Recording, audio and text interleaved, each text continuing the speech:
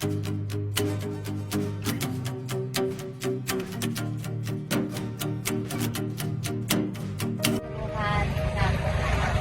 yang aku ambil ini tentang kesehatan mental di kalangan remaja. Nah, makanya aku ngangkat burnout. Tahu burnout ya?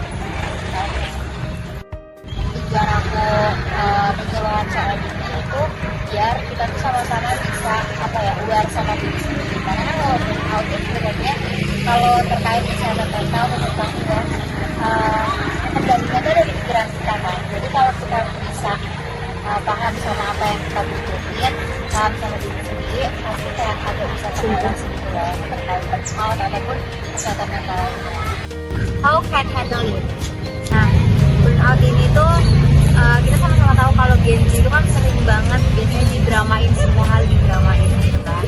Makanya di sini aku ngasih kayak beberapa tips dan trik yang menurut aku ampuh aja gitu untuk dilakuin. Sebenarnya juga penting dan dibutuhin gitu loh, karena kalau misalkan kita nggak ngerti, kita selalu sama orang lain, jadinya kan ketergantungan kan.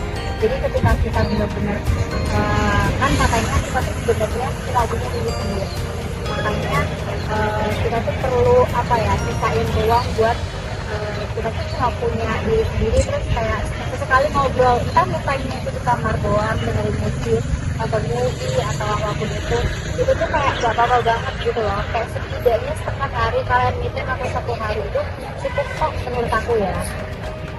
Terus yang kedua adalah learn to say no. Ini adalah untuk manusia people pleaser yang nggak bisa bilang enggak ke teman. Belajar untuk nggak apa-apa kok bilang enggak untuk beberapa kondisi. Penting banget buat kayak kalian tahu prioritas kalian tuh apa. Kayak misalnya kalian gabung organisasi, ya mungkin organisasi itu penting juga, tapi balik lagi ke tujuan kalian tuh kuliah untuk emang cari pengalaman atau emang prioritasin di pendidikannya. Dan yang terakhir itu ada meditasi dan mindfulness. Ini kurang lebih sama kayak kita, kayak sekali kalian perlu loh untuk ngobrol ke diri sendiri. Kayak kalian tuh sebenarnya maunya apa sih? Kayak kadang kalau kalian pusing, yang kalian lakuin apa? Tidur doang. Nah, kalau kita dalam 1 hari itu kita kayak bukan banyak aktivitas sih, lebih produktif aja gitu, kak. Makanya dijaga, seenggaknya ada konsumsi 2 dalam 1 hari, konsumsi minuman sehat, terus setidaknya seenggak mood apapun itu protein sama karbohidrat itu tetap harus ada di tubuh kita gitu loh. Sama gerak, itu yang paling banget jarang dilakukan sama manusia kan. Terus bangun dukungan sosial ini lebih ke kita kan sama-sama pasti punya dong orang yang menurut kita tuh safe dan bakalan support kita apapun keadaannya. Kalian yang punya perasaan, kalian yang punya feeling, kayak Hanifah nih cocoknya buat cerita soal apa ya. Tadi juga yang pertemanan emang cocoknya ini emang buat bangkitin mood aja, bukan untuk sharing yang lebih deep dan lain-lain gitu. Jadi sebenarnya lebih ke permainan pikiran sama perasaan.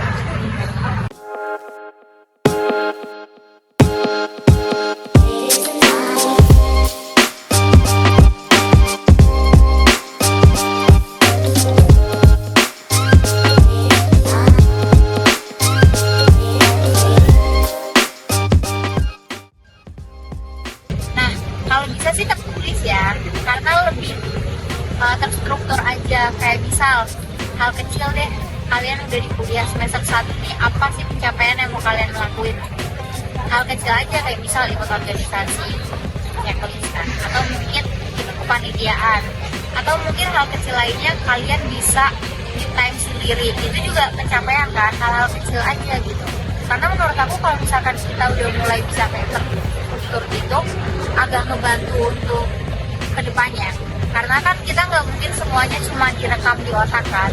Kita harus benar-benar punya planning buat ke depan. Semester 1 mau ngapain, semester 2 mau ngapain, hari ini udah ngapain aja, nanti berarti malam tinggal istirahat atau gimana gitu.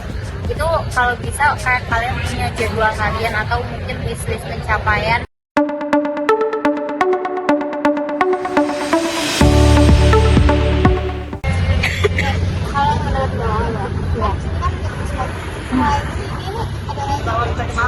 kontrol pikiran yang kayak balik lagi aku kayak lebih ke ini sih gitu. Enggak, kalau aku biasanya misalnya aku lagi pusing banget kan, kayak misal tugas banyak tapi aku juga punya plan buat aku ke depannya gitu, dan aku bingung aku harus ngelakuin apa. Itu yang pertama aku lakuin biasanya cuma ini sih, kayak misal aku pertama tuh pasti atur nafas dulu kan, atur nafas, atur diri aku biar aku tuh seenggaknya sedikit lebih tenang. Jadi nggak yang semua harus dipikirin sekarang gitu loh, kayak doktrin pikiran sendiri, balik lagi ngobrol ke diri sendiri kayak oke, jangan semua dipikirin sekarang gue harus bikin list yang jadi prioritas dulu, hal yang bisa dilakuin sekarang dan yang terdekat, ibaratnya mungkin deadline terdekat dulu deh lakuin gitu satu-satu, terus tapi dijadwalin. Dan diri sendiri tuh kayak jadi nyepelein sama masalah yang kalian hadapin gitu loh, jadinya kan kayak oh ya udah tidur nanti lupa, atau kayak dibawa kegiatan lain nanti lupa. Itu malah mempengaruhi daya ingat kalian juga prakteknya. Kayak semakin kalian banyak mendem dan ngehirauin masalah-masalah itu kayak di bawah tidur atau apapun itu, dan gak mau cerita hal kecil deh, mungkin cerita kalian rekam pribadi atau mungkin kalian tulis gitu, itu lumayan gitu. Seenggaknya kalian ada yang kalian ungkapin gitu loh, nggak yang dipendem di bawah tidur. Karena itu menurut aku sesuai pengalaman aku itu bisa bikin kayak daya ingat kalian tuh makin turun gitu sih. Aku harap dari kegiatan kita hari ini semoga bisa setidaknya sedikit membuka mata teman-teman, juga menyadarkan teman-teman untuk lebih aware lagi sama diri masing-masing. And then aku harap teman-teman nantinya bisa jauh lebih peduli dan paham sama kebutuhan diri sendiri.